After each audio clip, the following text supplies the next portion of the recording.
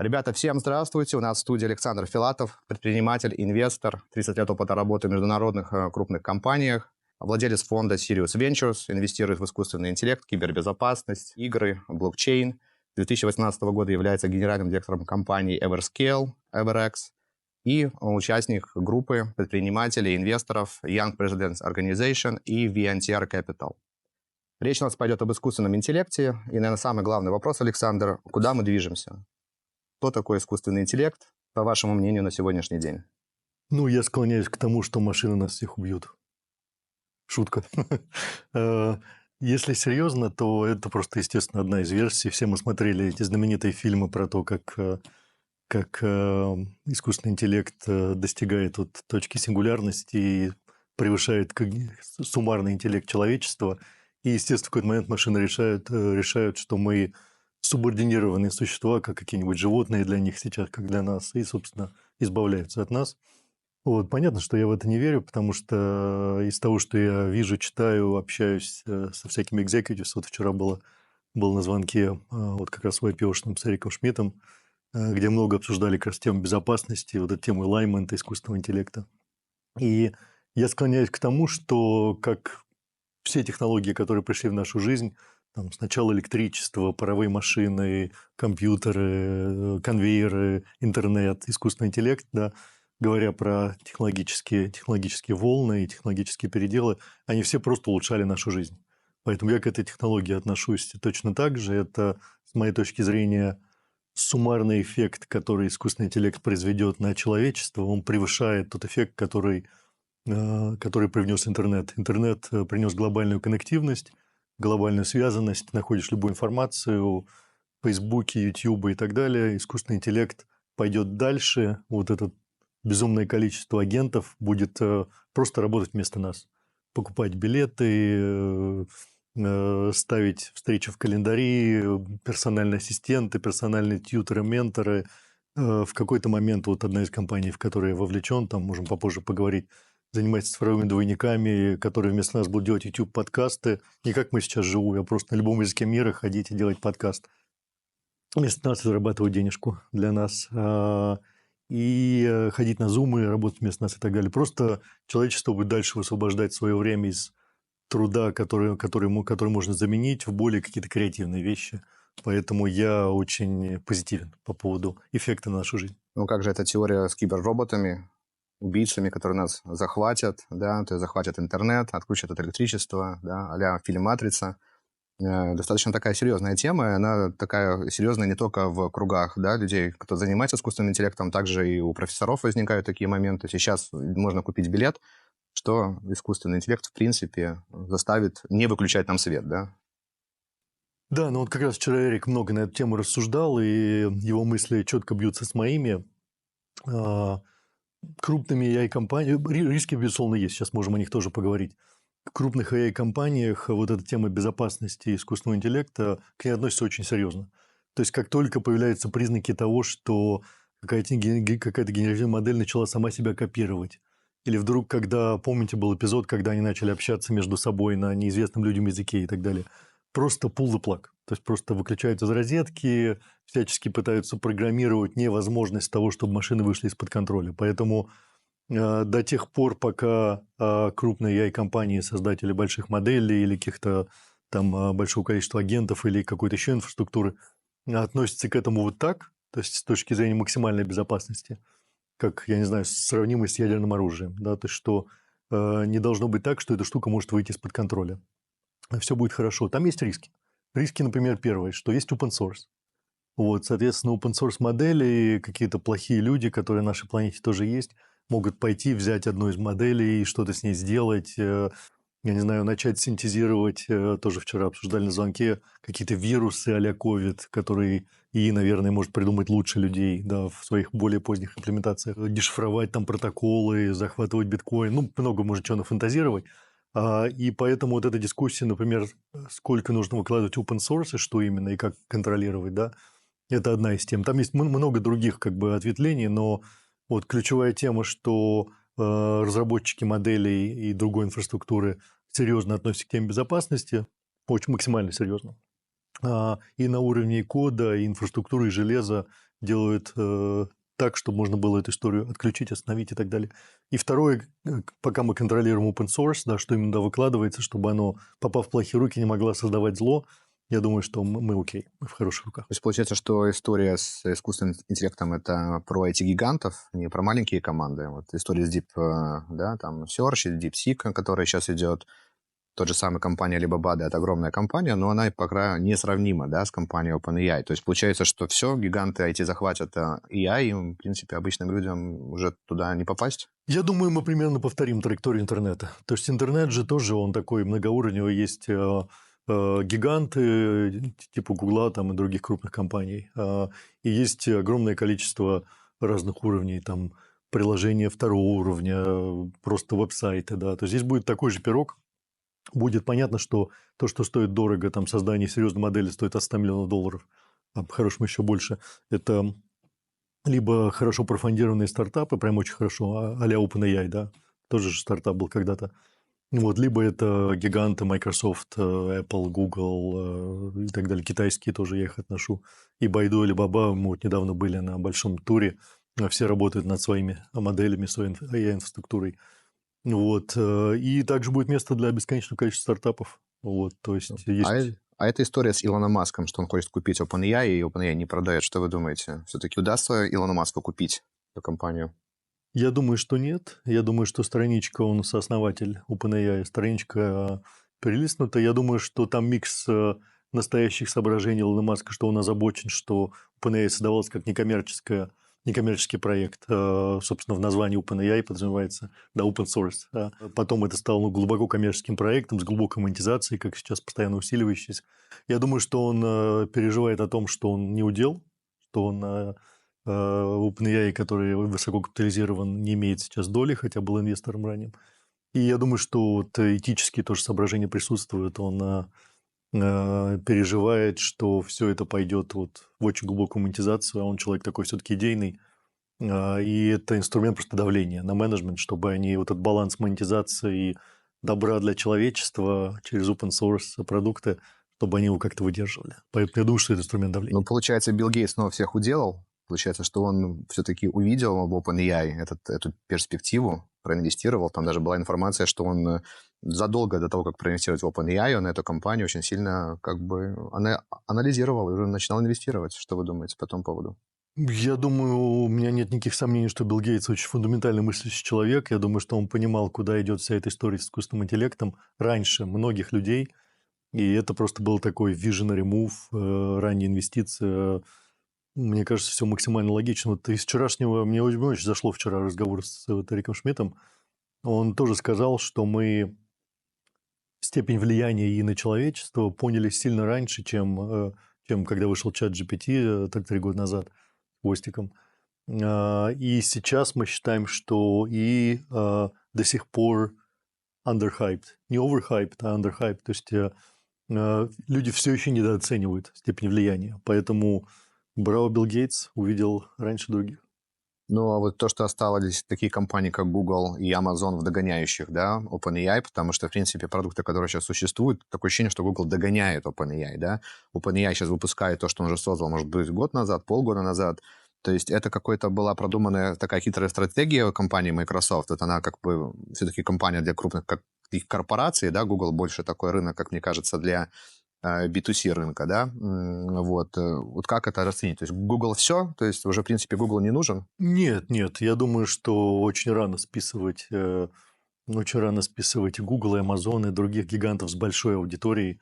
Apple тоже с гигантской аудиторией через девайсы свои. Вот я думаю, что они абсолютно в состоянии догнать и, возможно, даже обогнать OpenAI.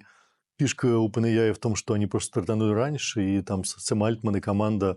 Сэм Альтман вышел из Y-комбинатора, то есть на его глазах поднялось огромное количество стартапов, стали знаменитыми юникорнами, типа Uber, Airbnb и так далее.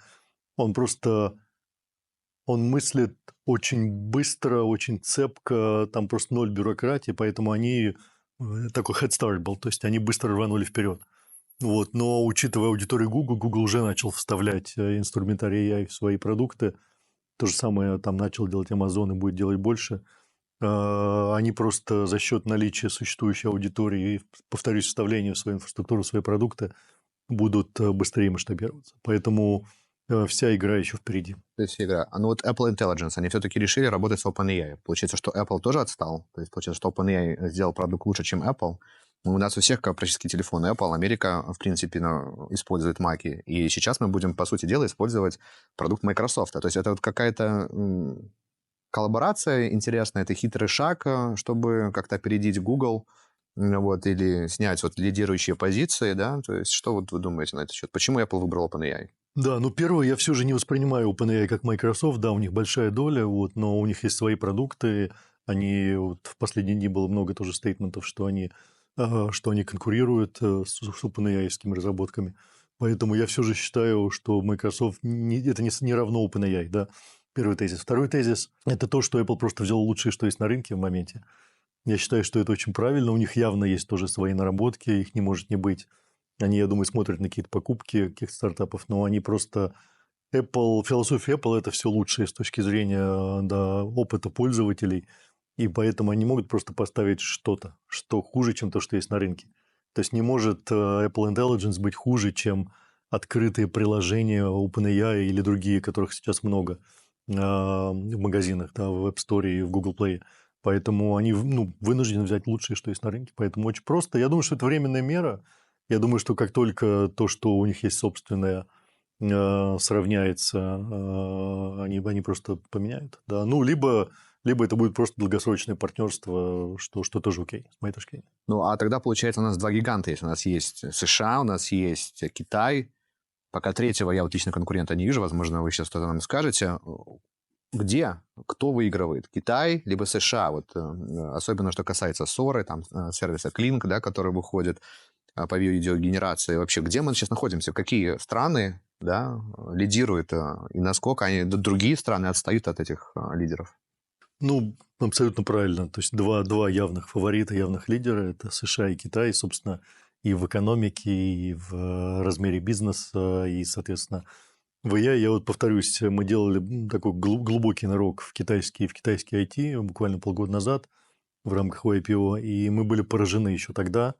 Это еще было далеко до дипсиков, там, амбициозностью, размером инвестиций, которые крупные китайские IT-компании делают в AI. И мне тогда уже было понятно, что они не сильно отстали. По их мнению, тогда у нас были достаточно закрытые, откровенные разговоры, они отстают примерно на полгода. Вот, и там отдельная история – это про железо. Да, про железо – это как бы я за скобки пока выношу доступ к последним там чипам, видеокартам и так далее. Поэтому есть два явных фаворита. США все же впереди. Вот, там они начали раньше, там больше капитала. Вот, но китайцы, с моей точки зрения, более сфокусированные, более настырные и более работоспособные. То есть китайские программисты и просто сотрудники могут работать там, в 1,5-2 раза больше, чем их коллеги в Кремниевой долине или где-то еще в Америке. Поэтому я думаю, что это будет ноздря в ноздрю США и Китай. Ну, дальше гигантский разрыв. Гигантский. Ну и дальше есть какие-то фрагментированные модели. Есть, как мы знаем, два проекта от Яндекса и Сбербанка, достаточно амбициозных в России, хорошим перформансом. Есть какие-то модели в Великобритании, во Франции, но это уже прям второй-третий эшелон. А так вот есть два четких фаворита, которые, я думаю, будут конкурировать ноздря в ноздрю. Вот вы говорили про проекты. Давайте, вот я знаю один проект Antix, да, это виртуальный, получается, какой-то диджитал аватар, да. Расскажите чуть поподробнее, потому что действительно теперь масштабировать себя в интернете, да, вот вообще в мире искусственного интеллекта это очень просто. То есть можно быть одновременно там в 20 разных местах, одновременно давать, да, какие-то определенные, я не знаю, там даже выступать публично, да, на другой встрече где-то проводить встречи с вашими командами, да, по разработке, в других, не знаю, там моментах можно даже водить машину, да, как будто бы вы ее водите. То есть можно все что угодно придумать. Вот проект это про что? Ну, проект очень простой нарратив, да, и я глубоко вот в него верю. В то, что в мир, вот сейчас цифровой мир, и особенно с прибытием искусственного интеллекта и в будущем агентов, которые будут там гигантское, конечно, дело делать, мир реально, и вот то, что мы, и наша жизнь разделяется на две параллельные сущности. Первая сущность – это физический мир, где мы общаемся, здороваемся, обнимаемся, общаемся с семьей и так далее. И вторая – это цифровой мир. Это YouTube-подкасты, это походы на Zoom, это даже, туда же я отношу, это даже работа с электронной почтой.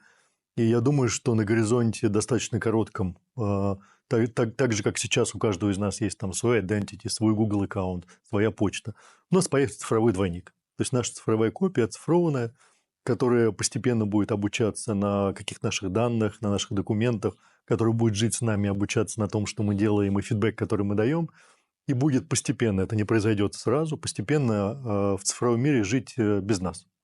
То есть сначала делать YouTube-подкасты, вот мой цифровой двойник я на днях выложу на каком-нибудь китайском языке, на корейском, неотличимый от меня цифрового двойника, который будет про что-то рассказывать. И LLM-ка, генеративная модель, сгенерирует текст по моему промпту. Да. Это начало, в пайплайне походу вместо нас на Zoom и другие звонки, ну и так далее. Да, я не буду весь функционал перечислять. Конечная точка, как я это вижу, это то, что мы живем в физическом мире и общаемся, и делаем все, что мы делаем. Занимаемся спортом, отдыхаем, играем. Наш цифровой двойник вместо нас живет в цифровом мире и обрабатывает гигантский поток информации, который мы уже сейчас по-хорошему не способны обрабатывать, делает все действия, и через какой-нибудь интерфейс мы с ним общаемся, я не знаю, раз в день перед сном. Ну как? Слушай, сегодня сделал 70 подкастов на 70 языках мира, мы заработали $500 000 в YouTube на рекламе, прочитал все, ответил, ничего важного, не парься, позвони маме. Она тебе 2 раза звонила, ты не ответил. Ну, получается, что тогда можно этого и не бояться. Искусственный интеллект – это, в принципе, не какая-то вот злая собака. То есть, ребят, в принципе, молодые ребята могут уже начать этим пользоваться. Как вот люди, которые чуть постарше, вот, адаптироваться к технологии? Мы знаем, что компьютеры, когда пришли в мир, люди, которые были постарше, им очень тяжело давалось пользование компьютером, даже вот мышку трогать. Вот как им сейчас адаптироваться и что им вообще делать в данной ситуации? Я всю свою семью, включая более старших членов семьи, подсадил на чат-боты с искусственным интеллектом. Они сначала немножечко в простом интерфейсе, то есть либо как приложение просто, либо телеграммовские просто чат-боты. Просто поставил и сказал, давайте попробуем. Да, вот, например, там один родственник у меня большой такой в политологии силен, в философии, американист, очень любит много читать. Я ему говорю, давай попробуем просто, например, давай вот там спросим искусственный интеллект про там, противостояние Америки и Китая, про всякие нюансы, куда это идет. Он попробовал, просто на моих глазах увеличились зрачки от качества ответа, который сделал Лемка. Он сказал, слушай, вот получить вот такое качество ответа у меня заняло бы в Гугле, на Гугле, Яндексе, у меня бы заняло несколько часов. Тут я получил это за 10 секунд. И все. То есть он просто, ему 72 года. Да, он просто фанат. Надо рассказать все-таки, что это за технология. Вышла новая технология Deep Search. Теперь вы можете задать любой вопрос тому же самому OpenAI. И, в принципе, он может сделать ресерч по огромной такой библиотеке знаний. Это не только интернет, у них есть закрытые источники. И дать вам такой объемный аналитический, наверное, материал, который поможет вам принять некое решение. И он достаточно, я бы сказал, детализированный. Не каждый маркетолог, либо даже специалист в этой области сможет такой анализ провести. То есть это какой-то новый тренд. Теперь, в принципе, люди должны работать с искусственным интеллектом и станет частью нашей жизни. То есть без него мы не сможем, наверное, никакую профессию осилить. Или какие-то же все-таки профессии останутся? Здесь несколько вопросов в одном. Попробуем их по порядку раскрыть. Одна, кстати, из моих компаний тоже занимается технологией, Deep Search, назовем его Deep Search. Компания делает инвестиционный анализ, используя я инструментарий, там RAG, да, для того, чтобы как раз добавлять логику моделей вытаскиванием какой-то конкретной информации из документов. И тем самым делать более качественный инвестиционный анализ. Что касается использования AI, я считаю, что так же, как это мы просто в той же точке, что и интернет. То есть так же, как невозможно сейчас представить жизнь любого человека, даже там самых пожилых людей без интернета. То же самое, мы подходим к точке, когда то же самое нельзя представить без AI. Пока можно, но уже сегодня люди, я знаю людей, Ну, я много пользуюсь, несколько часов в день пользуюсь разными я инструментами. Я весь поиск делаю либо через Perplexity, либо еще какие-то другие инструменты, которые тебе позволяют там резко экономить время на глубину и качество ресерча, исследований. Просто эти люди, которые пользуются, будут стремительно отрываться в производительности в качестве того, что они делают, чем те, которые не пользуются. Поэтому, ну, уже там давно фраза, что искусственный интеллект не уберет у нас работы, а он уберет работы тех, кто не пользуется искусственным интеллектом, в пользу тех, кто пользуется им все больше и больше. Поэтому эту штуку надо максимально обнять. Я всех своих друзей, знакомых, родственников почти в каждом разговоре пытаюсь максимально на эту историю настроить и в бизнесе, и в личной жизни. И обычно люди, кто проникается моими тезисами и посылами, возвращаются через какое-то время, говорят спасибо.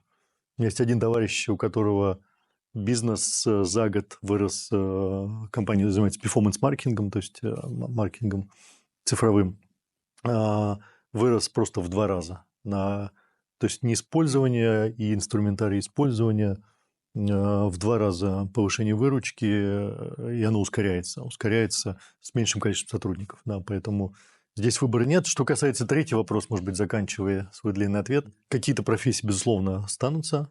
Да, искусственный интеллект будет постоянно догонять и перегонять человека. Сначала с шахматами случилось, как мы помним, да, когда он Гарри Каспарова обыграл, и все считали, что это невозможно, что не может машина играть лучше чемпиона мира по шахматам. Потом в Go, ну и, собственно, во всем. Да, то есть то, где можно что-то, те вещи, где можно что-то алгоритмами алгоритмизировать, в этом во всем очень быстро искусственный интеллект или уже, или скоро будет лучше нас. Но останется что-то креативное, останется тоже вот один из проектов, которым занимался, это и читает сценарий фильмов, да, и вот режиссер, с которым мы это обсуждали, говорил, что ну есть божественная искра, не может и читать, и речь была про писать сценарии в будущем, что все сценарии будут написаны и что божественную искру не может машина, да, ну вот есть поэтому какие-то исключения. Вот, но у меня никаких нет опасений по поводу занятости людей. Вот вчера тоже Эрик на эту тему много рассуждал, сказал, что людей меньше, чем то количество дел, которые можно в теории сделать, поэтому просто будет постоянно повышаться производительность, у людей будет высвобождаться время делать что-то, играть в игры. Я, например, глубоко верю, что тем метавселенных, которые хайпануло 2 года назад с Фейсбуком, с Метой, это был ранний выстрел, она вернется. И вот этот цифровой мир, в котором будем жить, мы будем в нем играть, мы будем в нем работать, мы будем созидать. Поэтому впереди просто нас ждет еще более увлекательный и менее напряженный в плане того, сколько нужно работать, чтобы хорошо жить, век. Ну хорошо, вот я как бы разговаривал со студентами, у них реально страх. Они сейчас учатся в университете по старой программе. Предметы, которые они сейчас проходят, да, во-первых, они неэффективные, и само обучение, оно не такое эффективное. Искусственный интеллект это усиливает. И далеко не все университеты, да, мы знаем, что американские, да, такой университет MIT, он интегрировал программы и интегрировал искусственный интеллект. Вот что ребятам сейчас делать, где действительно нету искусственного интеллекта, да, вот университеты еще не смогли это проинтегрировать, понять, где это можно сделать. Вот есть ли какой-то, не знаю, какая-то волшебная пилюля, да, для них, что можно использовать, самим обучаться, возможно, вот что бы вы порекомендовали, потому что они сейчас находятся в очень непростой ситуации. Хорошая очень тема, хороший вопрос. Я считаю, что система образования будет глубоко трансформирована искусственным интеллектом. Появление персональных ассистентов, персональных тьюторов, менторов, ну, очевидным образом стремительно повлияет на эту систему. И вузы, школы должны будут адаптироваться. Некоторые из них уже это делают. Я знаю несколько вузов, школ, например, Летово в России, да, вот там топ-3 IB-школы в мире, несколько лет даже номер 1 была, приняла целую политику по использованию интеллекта, что можно, что нельзя, и в целом намерение как бы обнять, embrace, то, что называется, эту технологию.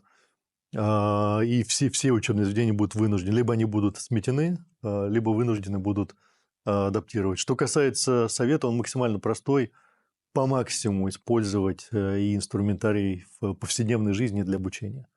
Вот у меня, например, старший сын активно это делает. Все начиная от генерации картинок для презентации, для работы, для чего угодно, включая использование там Deep Search, который мы обсуждали для исследований, просто для любопытства даже, и заканчивая максимальным принятием и агентов по мере их появления, да, для покупки билетов, для шедулинга, для еще чего-то, их будет гигантское количество. И максимальное тестирование, использование и ассистентов, и тьюторов по мере их появления. Они пока сыроватые все, я сам вот много что пробую, вот, но я думаю, что мы в годе, в полутора, в 2 годах от появления персональных тьюторов высочайшего качества. Я, например, общался, там так получилось, что знаком с владельцами 2 компаний по изучению языков. Там несложно догадаться, какие названия, но не буду рекламировать лишний раз. Они все максимально напряжены, то есть до такого уровня, что считают, что их приложения могут исчезнуть, потому что просто EE-based приложения просто будут настолько более адаптированные, что будут быстрее, намного быстрее учить. И для этого не нужно будет отдельное приложение. То есть это будут просто, там, например, персональные ассистенты, которые будут параллельно, среди прочего, учить тебя языкам. Ну, естественно, они пытаются максимально эту историю внедрить, говорят, что поражены результатами, пока все это в ранней стадии, в бете. Поэтому максимально использовать в повседневной жизни. Ну, Простой хорошо, совет. но тогда получается, что теперь использование ИИ в школах – это как умное списывание, то есть написание каких-то, не знаю, даже решение математических задач, решение домашнего задания сейчас активно используются. Как учителям оценивать? Да, ну тут есть несколько аспектов этого вопроса. Ну, первое, я там всегда сравниваю, чтобы упростить эту дискуссию, она очень сложная может быть. Первое, я всегда сравниваю, что когда-то не было калькуляторов, и все вынуждены были там делить, умножать в столбики и так далее. И потом появились калькуляторы. Но в теории калькулятор – это убийца математики. В какой-то степени можно трактовать. Ну, калькуляторы же не убили математику, есть много других пластов в математике. Вот. И здесь примерно то же самое в более сложной своей форме, что постепенно вузы, школы адаптируются к тому, чтобы там, где имеет смысл позволить использование инструментов ИИ, там, где это, например, убивает когнитивные навыки, так тоже может быть, да, что можно дойти до того, что и вместо тебя будет делать все, и думать, и писать, и сочинять, и так далее, и так далее. Будут это запрещать, с этим будут бороться. Уже есть программы, как мы все знаем, которые распознают использование и инструментов в написании там, текста, например. Есть, правда, уже программы, которые маскируют это, которые делают хуманизацию, вот, и текста, специально ошибки вставляют там и так далее, какие-то нелогические истории, шаблоны какие-то убирают, да, типичные для искусственного интеллекта. Поэтому это вот как кибербезопасность и хакера. Будет постоянная борьба, говоря про умный аспект вот, списывания там, и там, использования, которое не позволено. Да, будет постоянная борьба технологий, то люди будут пытаться срезать углы, читить, ну вот, и будут программы и инструменты, которые позволяют этот читинг найти. Да, вот я, например, там достаточно глубоко погружен в мир шахмат.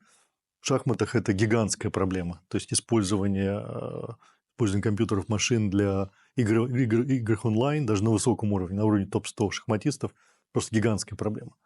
Ну вот, и там сейчас нет времени, наверное, там детально обсуждать, как с этим борются в шахматах. Огромный уже набор инструментов, как с этим читингом бороться. Даже вот там chess.com или Chess, там популярные платформы, уже там встроенные алгоритмы, которые позволяют распознавать по каким-то там паттернам, по тому, как ты играешь, по скорости твоего прогресса, и там много аспектов. Распознавать читинг, и тебя просто блокируют, да. Здесь примерно то же самое, то есть это будет вот эволюция. С одной стороны, вузы будут принимать искусственный интеллект и позволять студентам, ученикам его использовать, и бороться там это где-то вредит когнитивным или другим навыкам, которые школа и вузы хотят привить людям. Ну, это получается, что школы превратятся в какие-то тибетские монахи в будущем, потому что вот у меня сыну сейчас 9 лет, я думаю, проблема, она актуальная. Вот, они совсем скоро уже начнут использовать эти технологии, да, и будут обманывать не только учителей, но и родителей, и они просто доступны, да, и они легко доступны. То есть какой есть выход? Это, в принципе, закрыть, да, маленьких детей в школе, отобрать все компьютеры, да, все телефоны, чтобы они наконец-то начали думать, либо дать использовать искусственный интеллект, ну, как бы, как вы сказали, он еще не достиг какого-то уровня. Мы находимся в такой, как бы, стадии, что мы можем потерять поколение. А это поколение, которое должно дальше лечить, да, обеспечивать и нас с вами в будущем. А, Может, государство как-то должно тоже влиять на это дело? Ну, я опять же возвращаюсь к этому простому примеру с калькулятором всегда. Это сильное упрощение, что до калькуляторов люди, наверное, лучше считали в голове. Помимо калькуляторов нам нет смысла умножать 356 на 789 в голове. Это проще делать на калькуляторе. Ну, из этого мы же не стали глупее, да, просто какие-то наш фокус, наши навыки переключились на какие-то более сложные материи, которые калькулятор не может освоить, да. Также и здесь критическое мышление, креативность, эмоциональный интеллект и так далее. Достаточно много вещей, которые искусственный интеллект в моменте не может позволить тебе. Ну, он в чем-то может тебе помочь, например, там с рассуждениями, да, какими-то, с критическим ризингом, да, но он не может заменить полностью. Поэтому моя точка зрения, что эту историю надо максимально принимать. У меня у детям сейчас 9 и 10 лет. Мы постоянно что-то генерим, какие-то картинки искусственным интеллектом, пишем тексты. Для дочки делали презентацию, она выступала перед классом. И ничего страшного, да. Ну, там, это же тоже эволюция какая-то там. В какой-то момент появился PowerPoint. Я вот хорошо помню появление PowerPoint и все больше инструментария для делания качественных презентаций, там, анимации и так далее. Появился Excel, который позволяет делать, постепенно позволял делать все больше и больше с точки зрения там, каких-то математических историй. Поэтому для меня это все полезные инструментарии, которые надо максимально использовать и фокусироваться на тех навыках, которые будут дифференцировать успех-неуспех. Критическое мышление, эмоциональный интеллект, ну и так далее. Да, я не хочу сейчас исчерпывающий список давать. Вот, которые будут... Тот же, да, промптинг, да, интеллектуальный какой-то. Это же тоже надо уметь дать правильный промпт, чтобы получить что-то от приложения и так далее. Поэтому успех будет у тех, кто будет дополняющий, кто будет максимально использовать инструментарий и дополнять это тем, что сверху, что И не может заменить. Ну хорошо, другая тогда тема – искусство. Вот искусство. Уже сейчас можно генерить фильмы. Может, не целые полноэкранные фильмы, но контент он генерит очень хорошо. Музыка, тексты песен. Где мы поймем, где действительно искусство, а где действительно это сделал искусственный интеллект. Или и станет частью вот, нового творчества. На это у меня тоже есть очень простая аналогия. Я просто много и часто рассуждаю на эти темы, в том числе вот с людьми из искусства, которые очень напряжены, очень сильно напряжены.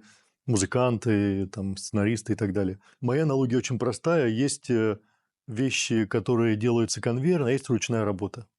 И ручная работа ценится больше, потому что это какое-то уникальное там плетение на одежде, или это что-то еще, что мы же покупаем там какую-то ручную работу, которая стоит в 3 раза дороже, или в 5, или в 10 раз дороже, чем что-то конвейерное. Здесь та же самая аналогия. То есть, безусловно, на очень коротком горизонте там я даю максимум 5 лет, все фильмы будут нарисованы LLM-ками, моделями, все актеры будут цифровые, то есть Тому Крузу не надо будет прыгать откуда-то, он будет просто модель будет просто рисовать прыгающего Тома Круза, и ему не надо будет сниматься физически, он просто будет получать роялти, да, условный Том Круз. Все сценарии на 99,9% будут написаны тоже LLM-ками, картины. Расскажу сейчас интересный кейс. Я живу рядом с галереей. Сейчас закончу мысль и расскажу про кейс с картинами. Значит, поэтому то же самое. И generated, ручная работа. Ручная работа будет в силу разных причин цениться, стоить, наверное, дороже, будет иметь свою нишу. Да, поэтому это продолжение трендов, когда технологии много что автоматизируют, упрощают, отбирают в каком-то смысле работу у людей, но всегда находится какая-то ниша для ручной работы. Про картины. В нашей галерее там стоит каждый день 30-40 художников, продают картины. И тут появился какой-то один хитрец, который стал рисовать в LLM-ках картины, потом, как эта штука, забыл, называется, ну, потом печатать их, естественно, печатать эти картины. и потом вручную покрывать краской, чтобы создавалась иллюзия ручной работы. Вот. И это было поразительно. Там были какие-то сумасшедшие пейзажи, ландскейпы очень фантастические. И ну, было тяжело понять. Я вот каждый день прогуливаюсь мимо этой галереи и вижу, как все здесь в мире живет. Ну, в какой-то момент он признался, там, или вычислил, он признался, что он не рисует сам, что это все рисует модель, и он просто покрывает краской. Забыл, как называется технология покрытия. Вот, это на порядок проще, чем нарисовать заново, естественно. А, и просто был бунт, то есть его попытались вот из этой галереи выгнать, отжать и так далее. Прошло какое-то время. Смотрю, сейчас второе уже какие-то признаки наблюдаю использования. Поэтому эта штука, понятно, что и будет лучше рисовать фильмы, мультики, картины, чем людей и так далее. Но, повторюсь, всегда будет ниша вот этой а-ля ручной работы. Ну хорошо, тогда получается дипфейк. Это все-таки что? Это дар Божий или это все-таки, скорее всего, проблема? То есть, вот, с одной стороны, я вроде бы могу посещать одновременно 20 встреч, я могу дать ему инструкцию, он будет говорить, что делать, я могу управлять огромными компаниями, чуть ли не с каждым персонально проводить встречи с каждым своим сотрудником. С другой стороны, могут использовать мой дипфейк в плохих намерениях, да, в вымогательстве, да, в Это преступлениях. проблема. Да, это одна из больших проблем. Да, то есть уже сейчас, ну это не совсем про искусственный интеллект, уже сейчас там периодически я получаю от каких-то близких друзей, товарищей аудио, которые сделаны мошенниками, синтезировали голос, там то привет, слушай, там та-та-та, там какое-то недоразумение, беда, там нужно там 1 000 000 рублей или там 5000 евро или сколько-то. И это ну, невозможно отличить, естественно, голос. На подходе видео, как мы уже обсуждали, да, цифровых двойников, это доступная уже технология с абсолютно стопроцентным качеством генерации. Вот. Дальше можно ну, видеозвонки, да, где будет цифровой двойник кого-то на видеозвонке нам говорить, слушай, там попал в беду, перечисли деньги и так далее. Поэтому дипфейки – это одна из проблем. Тоже есть и будут технологические решения, которые будут распознавать. Будет и уже есть где-то маркировка контента, что это AI-generated контент. Как сейчас у нас всякие защитники блокируют звонки нежелательные звонки и звонки мошенников. То же самое будет технологии, которые будут нас защищать, но 100% защиты не будет. Это то же самое, что, повторюсь, как хакеры и кибербезопасность. То есть это постоянная борьба двух технологий. Да, технологии добра, технологии зла. Периодически технология добра вырывается вперед, часто технология зла вырывается вперед. И здесь будет то же самое. Всегда будет вот эта конкуренция добра и зла. Ну, получается, что психологи тогда становятся друзьями. Насколько легко сделать сейчас психолога с помощью искусственного интеллекта?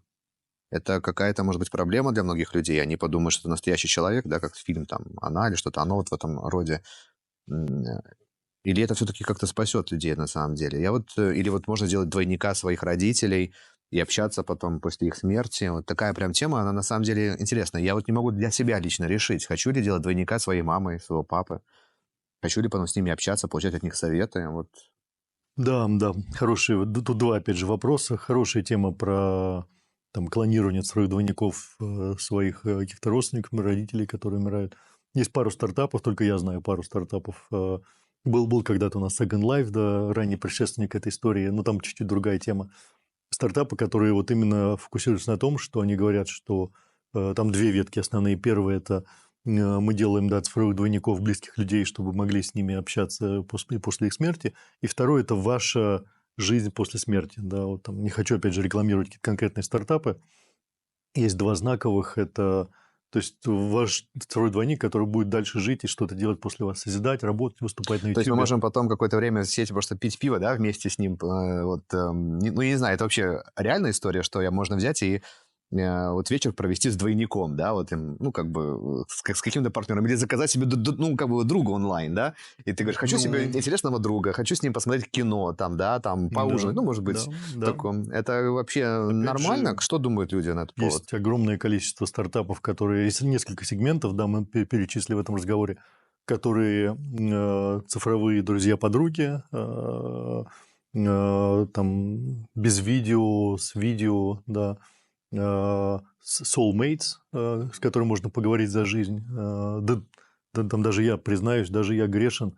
Там иногда порассуждать с аудиоверсией какой-то модели порассуждать там на какую-то тему. И мне тяжело в жизни найти кого-то, кто сопоставимо интеллектуально сможет на эту тему общаться. Там, такие, безусловно, такие люди там, наверное, есть, но они могут быть недоступны. Да? Психология будет массивно затронута, и уже много, опять же, стартапов, приложений, где AI-психологи и психологи, психология. И я, кстати, позитивно на эту историю смотрю, потому что, вот, например, в США там до 40% людей так или иначе затронуты какой-то ментальной проблемой, ментального здоровья. Депрессия, одиночество, да, их достаточно много разновидностей, 40%, гигантская цифра. Вот. И я считаю, что ИИ как раз один из инструментов, который позволит это снизить, потому что будет адаптирующийся под конкретного человека психологи, да, и психологи, которые будут помогать, так как ты не можешь с психологом постоянно быть в жизни с человеком-психологом, да, ты ходишь там раз в неделю, раз в месяц, там, хорошо, 3 раза в неделю, да, а здесь можешь 24/7 жить со своим цифровым психологом, который будет постоянно тебе что-то советовать, да, слушай, ну, там, тут вот ничего страшного, а здесь надо подумать философски, а как вот эта проблема, какой урок мы должны с тобой извлечь из нее, ну и так далее, да, то есть будет... То есть больше такой как бы диалог, скорее всего, да? То есть психолог, диалог, то, что мы, в принципе, наверное, иногда можем в жизни не иметь, но это даже как помощь идет. Часто мы просто боимся с людьми, даже с близкими людьми, с мужем, с женой, открываться настолько, какую-то свою проблему вытащить. Для этого есть там специальные инструменты, да, психологии. А тут, чат-бот и психолог, да, раскрыть ему душу психологически намного проще, чем живому человеку.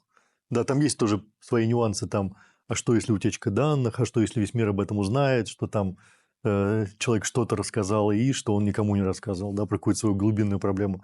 Вот, понятно, что это можно там с этим бороться, какие-то фильтры, там, настройки и так далее. Но получается, что мы знаем, что психолог, хороший психолог, это дорого, да, и как искусственный интеллект сейчас, это, в принципе, дорого. Вот наша компания «Мозг», мы, в принципе, занимаемся тем, что хотим сделать эти технологии доступны всем, да, то, что прям классные, дорогие модели, да, в масс, да, аудитории, они доступны, люди могут ими пользоваться, там, от детей для взрослых с абсолютно минимальным достатком, чтобы они были вот доступны им, так как это есть конкурентное преимущество. Получается, у кого круче модель, да, если OpenAI сейчас делает модель лучше, чем тот же самый Apple, он имеет конкурирующее преимущество. А что насчет государств? Получается, что Китай и США вырвались вперед, а другие страны, они, в принципе, вне конкуренции. Да, да, это гигантские тоже вопросы. Вот вчера ему там минут, наверное, 10 на вот этом звонке большом с Эриком Шмидтом уделили внимание. Действительно, и становится там, с моей точки зрения, ключевым, возможно, инструментом в доминации государств. И в этом плане это будет то, что позволит США и Китаю оторваться, не знаю, насколько точно слово оторваться, потому что там кто-то догоняет США, кто-то растет быстрее, чем Китай, но в целом, да, оторваться больше. Там много аспектов, начиная от применения искусственного интеллекта в военных целях, к сожалению, до образования, как бы и все посередине, да, до госуправления тоже посередине. Поэтому умные государства, там не хочу тоже перечислять, с моей точки зрения, какие умные. Вот, но из того, что я новостного потока, который я вижу, что очень многие государства темой озадачены, кроме США и Китая, и предпринимают усилия для того, чтобы стимулировать каких-то национальных чемпионов, делать национальные модели, обученные на языке, собственно, этой страны, хотя тоже языковой нюанс сейчас стирается, потому что качество перевода фантастическое, и оно с каждым днем улучшается. Да, поэтому я не думаю, что языковая проблема здесь ключевая, да, она смывается очень быстро.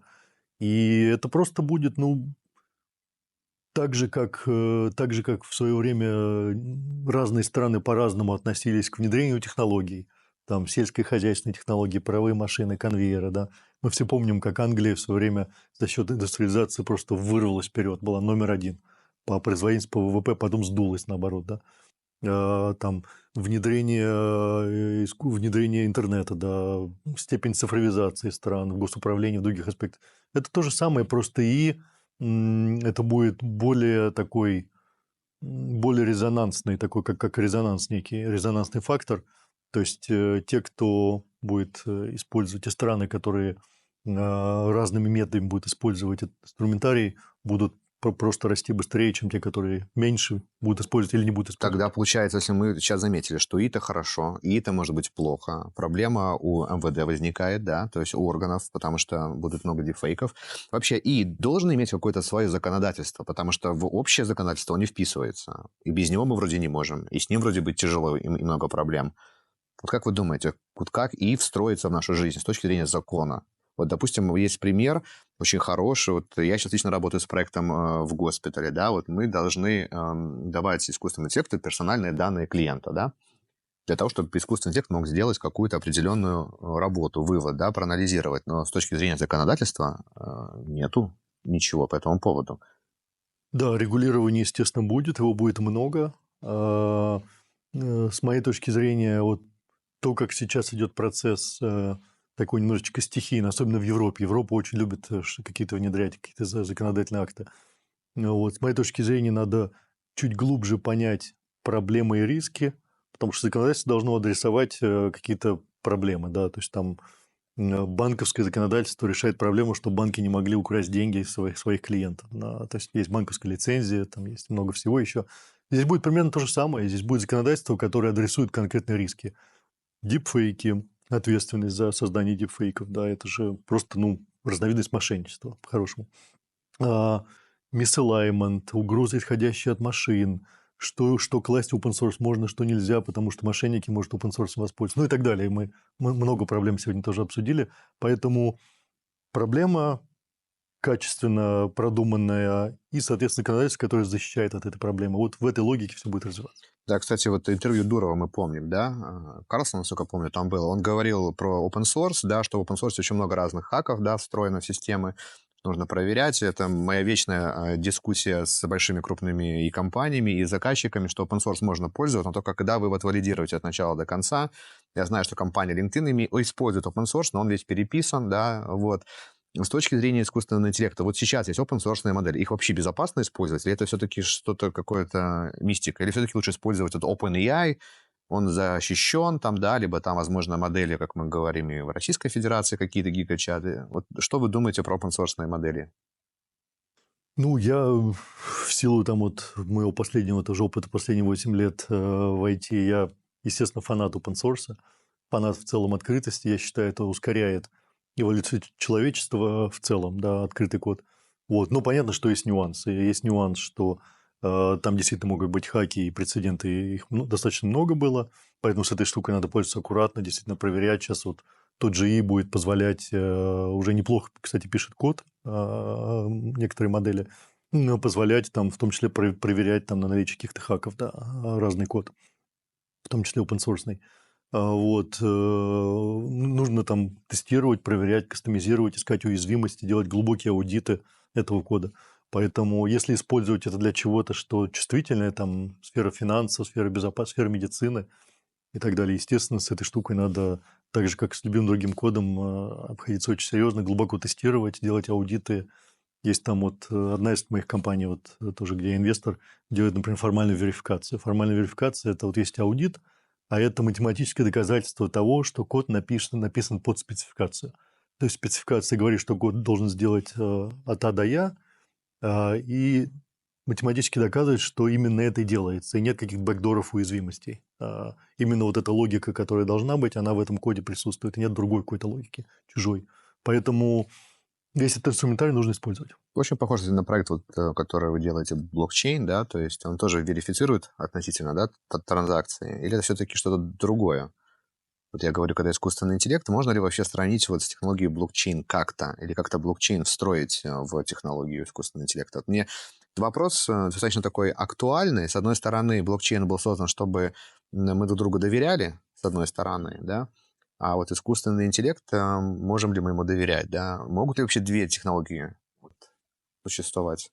Тут опять тоже там пару вопросов зашиты в одном вопросе. Первое, блокчейн все же другая технология. Она действительно создана для того, чтобы исключить фактор недоверия друг к другу, да, то есть когда какая-то информация о транзакциях, например, да, или о чем-то еще записывается в в блоки, и потом эти блоки создают сеть, которую невозможно хакнуть, точнее, очень сложно, да, там сейчас целая отдельная дискуссия про то, можно ли взломать блокчейн, какие-то можно, безусловно, какие-то нельзя, какие-то очень дорого. Обычно это вопрос цены просто, цены и контроля.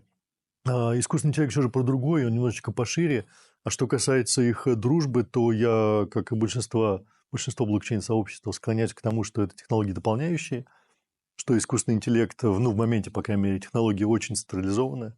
То есть все большие модели делаются большими корпорациями или стартапами большими, глубоко фондированными. Есть проблема децентрализации искусственного интеллекта, есть проблема интеллектуальной собственности, которые создают искусственным интеллектом, и которые самое элегантное решение – это блокчейн. Есть проблема, когда сейчас будут появляться агенты платежей, потому что агент искусственного интеллекта не может открыть банковский счет. То есть им как-то нужно транзачить друг с другом. Самое простое решение – это через блокчейн, через токены, через цифровые валюты. Вот.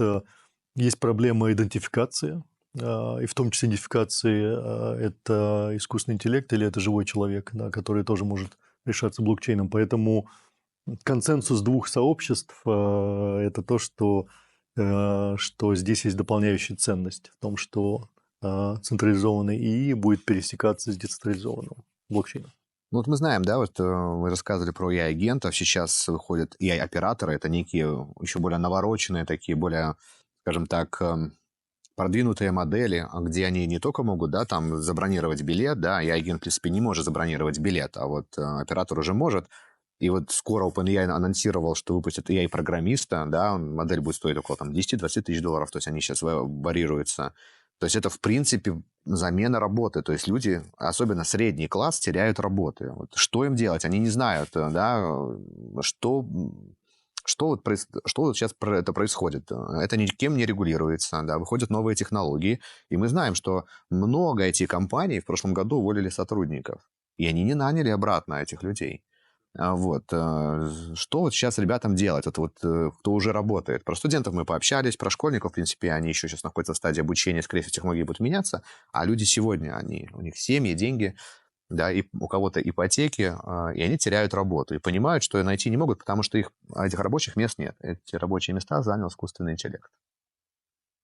Да, ну вот опять же моя простая аналогия, что там сотни лет назад 99% людей были в сельском хозяйстве. Да, и потом машины отобрали у них работы. Потом в век индустриализации там станки, конвейеры, позже роботы отбирали рабочие места. Ну, никто не умер с голода, да, то есть эволюция заставляет людей меняться, идти в области, где ты лучше, чем машина или лучше, чем искусственный интеллект, да. Что касается людей, у которых сейчас и отбирает работы, то единственное решение здесь два решения. Первое решение – это самому становиться оператором. Да, то есть вот там приведу пример. У меня хорошая знакомая, дизайнер-архитектор. Вот, и мы с ней летели в самолете, и я долго рассказывал, что ИИ просто вынесет архитекторов и дизайнеров и будет делать лучше человека. Вот, и она долго со мной спорила, но видно на подкорке где-то, и тут мне пару дней назад пишет, говорит, слушай, говорит, ты поменял мою жизнь. Говорит, вот тот разговор в самолете, пока мы летели, я сейчас использую парочку приложений, которые делают ну, какие-то архитектурные там расчеты и что там они еще делают, и дизайн интерьера. И эта штука не отобрала у меня работу, а просто моя производительность увеличилась в разы. Я стал делать быстрее, качественнее, удивлять клиентов скоростью своей и качеством генерации, например, интерьеров. Да. Поэтому просто это, если ты начинаешь из позиции жертвы переходить в позицию оператора, который этим тулзами пользуется, практически в любой работе, там юристы – та же самая тема. Там уже сейчас массово и выносят юристов. Вот, ты должен просто встать над битвой и начать эту штуку пользоваться сам, пока она не сбрала у тебя работу. И вот те люди, которые будут делать эффективно, будут более производительны, более успешные. Ну, такая тема, да, действительно, пока еще рано, наверное, какие-то выводы делать, да, нужно понять, куда людям все-таки двигаться, что, быть каким оператором, где взять курс, где пойти учиться, да, пока неизвестно, таких, в принципе, курсов нету. Да, ребята, самое главное, никогда не платите за информацию по искусственному интеллекту. Она доступна бесплатно, можете спросить OpenAI. Сейчас достаточно большое количество информации, да, которую пытаются продать за большие деньги, она того не стоит. Подписывайтесь на наш канал, мы это все делаем бесплатно для всех. Вот, это наша, в принципе, основная задача. Образование, мне кажется, должно быть бесплатно и доступно всем. Александр, у меня история из жизни. Буквально пару дней назад я захожу в комнату, и мой сын разговаривает с искусственным интеллектом. Он задает загадки, да, и рассказывает истории. И самое главное, что он, в принципе, мне об этом не рассказал, что, оказывается, искусственный интеллект — это его друг, и он начинает с ним общаться. Я у него спрашиваю: а почему ты общаешься? Друзей нету. Нет, мне просто иногда интересно. То есть это может превратиться в какую-то проблему этого поколения? Ну, как мы уже упоминали, у этого есть плюсы и минусы. Всегда любой технологии есть какие-то плюсы и минусы. Также и здесь. То есть плюс в том, что эта штука, там, ну, опять же, вопрос персональных данных я сейчас за скобки отодвигаю. Эта штука в какой-то степени анонимная. Открыться условно Алисе, Марусе, там, Сирии и так далее гораздо проще, чем живому человеку рассказать про какие-то свои проблемы, поделиться, получить совет. Ну вот, не будет никакого джаджмента, да, это все может быть в очень, очень дружественной обстановке. Поэтому плюсы то, что это реально может быть такие дружественные психологи, помощники, развиватели, обучатели, тьюторы и Ну, так сейчас далее. это как бы больше разговор, как бы вот с колонкой, но я понимаю, что через год, через два уже можно будет потрогать, пожать руку искусственному интеллекту, по сути дела, друг. И вот у меня такой вопрос. Мы когда-то думали, мечтали этой фантастики, да, что там полетим в космос, но вроде Маск собирается полететь на Марс. Но такое ощущение, что скоро искусственный интеллект станет живым, он начнет общаться, он реально хорошо думает, он рассуждает, он иногда умнее, чем многие профессора, а иногда он как консилиум профессоров, да. И если мы раньше думали, что это просто можно будет с ним поиграть в футбол, оказывается, нет, он, возможно, будет помогать по многим параметрам. Он реально будет живым, то есть есть смысл его делать живым, как робот, или как-то другая субстанция. Сейчас это покажется безобидная колонка, но как только у него появятся руки, ноги, да, и другие части тела. Как мы там все видим, читаем, знаем, да, что вот сращивание робототехники с ИИ действительно поднимет на новый уровень, на новый уровень эти создания, их роль в нашей жизни. Вот, я глубоко верю, что на горизонте там максимум 10 лет у нас появится широкий спектр там максимально приближенных к человеку гуманоидных роботов, которые будут готовить еду, быть нянями, быть водители там не нужны, потому что автономные машины тоже на подходе уже, на каком-то горизонте. Отдельная тема.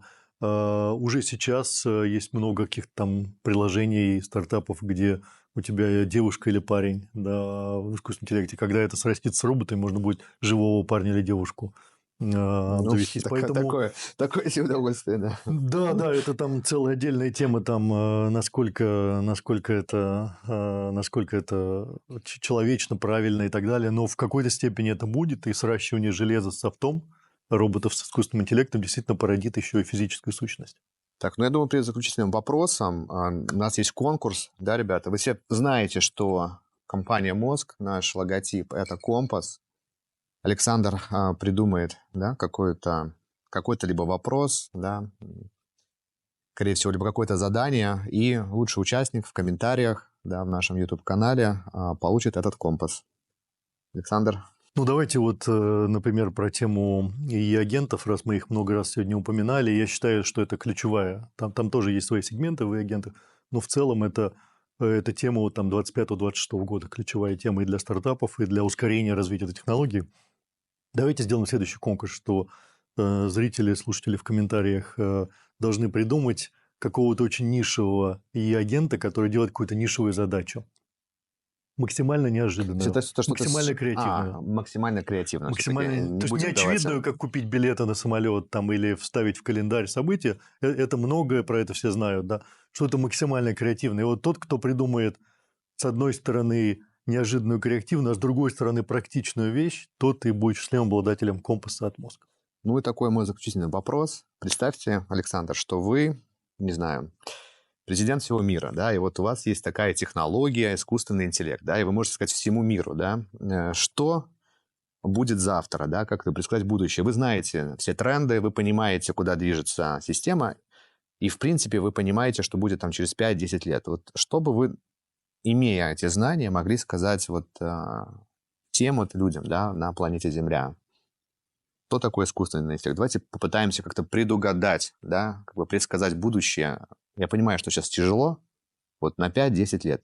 Как изменится наша жизнь? Ну, я бы продвигал тезисы, которые я сегодня активно использовал. Если вот, например, там интернет я ассоциирую со словом «свобода», то есть свобода получения информации, доступ, выравнивание всех. То есть раньше те, кто имел доступ к каким-то книжкам, имели преимущество. Да, интернет преимущество стер, ну или почти стер. Соответственно, какие-то другие. То же самое с искусственным интеллектом. То есть я бы был максимальным адвокатом максимального ускорения внедрения этой технологии, с одной стороны. С другой стороны, понимая проблемы, делал бы законодательство и регламенты, которые позволяют эти проблемы как-то купировать. Вот. Максимально бы внедрял это в систему управления мира, потому что если искусственный интеллект применяется для добрых целей, для эффективности, то это, ну, например, это может там быть гораздо лучше, чем чиновники или какая-то бюрократия. Да? Поэтому для меня это был бы... Для меня было, если вот интернет там тема свободы, то здесь тема некого рывка, да, то есть возможность просто сделать рывок с точки зрения повышения производительности труда резкого и повышения, как следствие, качества жизни людей. Ну вот, возможно, мы искусственный интеллект – технология, которая позволит приблизить вот этот, то, что называется UBI, да, универсальный базовый доход, УБД по-русски. Когда люди за счет того, что вместо нас искусственный интеллект и роботы будут работать вместо нас, будет создаваться ценность без людей, соответственно, эту ценность можно будет раздать. И это резко сократит бедность, особенно там, где-то большая проблема, и позволит повысить минимальный уровень жизни. И, соответственно, те уже, кто будет в этих новых реалиях использовать этот инструментарий, быть более креативным, иметь лучший эмоциональный интеллект, будут еще дальше отрываться. Да? Но в целом мы просто резко поднимем уровень и качество жизни на планете. То есть вы за искусственный интеллект, правильно? Вы сказали, его нужно Двумя пользоваться. руками. Двумя руками. С купированием каких-то рисков, которые он создает. Александр, спасибо вам за подкаст. Это, наверное, был один из самых лучших подкастов на нашем канале. Надеюсь, наши слушатели оценят все ваши знания, и мы скоро увидим это в комментариях. Ребята, оставляйте комментарии, у вас будут новые вопросы. Мы обязательно с Александром сделаем новый подкаст и учтем все ваши пожелания. Всего хорошего.